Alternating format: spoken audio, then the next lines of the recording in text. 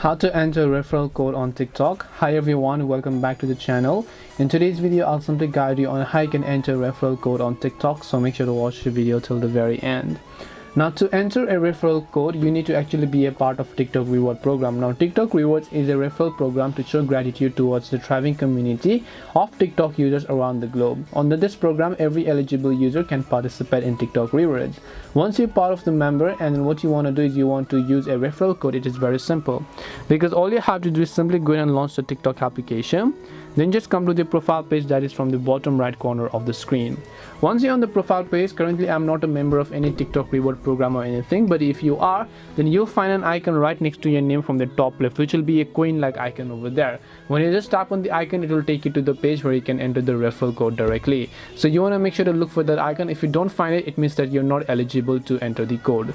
Hope this video was very helpful to you guys, and if it did help you, then make sure to leave a like and subscribe to the channel.